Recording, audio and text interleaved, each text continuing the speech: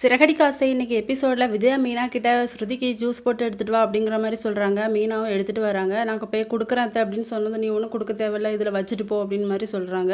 தேன்லாம் போட்டால அப்படிங்கிற மாதிரி எல்லாம் போட்டாச்சுது அப்படின்னு சொல்லிட்டு மீனா போகிறாங்க.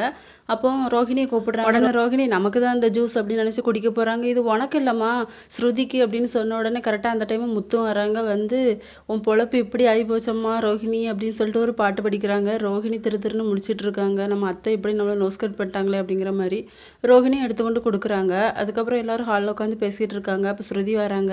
அத்தை எனக்கு பெடிக்யூர் பண்ணணும் அப்படிங்கிற மாதிரி சொல்கிறாங்க. அது நம்ம ரோகிணி நல்லா பண்ணுவாமா, பாடி மசாஜ் எல்லாமே பண்ணுவா, அவளே உனக்கு பண்ணிவிட சொல்கிறேன்னு அப்படின்னு சொல்லிட்டு ரோஹிணியை பண்ணிவிட சொல்கிறாங்க. ரோஹிணியும் பண்ணுறாங்க. அதுக்கப்புறம் ரோஹிணி வந்து அவங்க ஃப்ரெண்டை பார்க்க போகிறாங்க. அப்போ ஃப்ரெண்டுக்கிட்ட சொல்கிறாங்க, எங்கள் அத்தை எனக்கு ஸ்ருதிக்கு வேலைக்காரியாகவே ஆக்கிடுவாங்க பொழுது, அந்த பொண்ணு என்ன ரொம்ப வேலை வாங்குறா அப்படிங்கிற மாதிரி சொல்கிறாங்க. இப்போ என்ன அதனால் ஒரு பிரச்சனையும் இல்லை, அவள் கூட நல்லா பழகு அப்படிங்கிற மாதிரி சொல்கிறாங்க. சரிப்பா அப்படின்னு சொல்லிட்டு 2 பேரும் பேசிகிட்டு இருக்காங்க. அதுக்கப்புறம் ரோஹிணி வீட்டுக்கு வராங்க. விஜயா கிட்ட பணத்தை கொடுக்குறாங்க. அத்தை இந்தாங்க உங்களுக்கு செலவு இருக்குல்ல, அந்த பணத்தை வச்சுக்கோங்க அப்படின்னு சொல்கிறாங்க. நீ தாம்மா நல்ல பொண்ணு, சில தண்டங்களும் எங்கள் வீட்டில் இருக்காங்க சும்மா இருந்துக்கிட்டு அப்படிங்கிற மாதிரி மீனாவை குத்தி காட்டுறாங்க.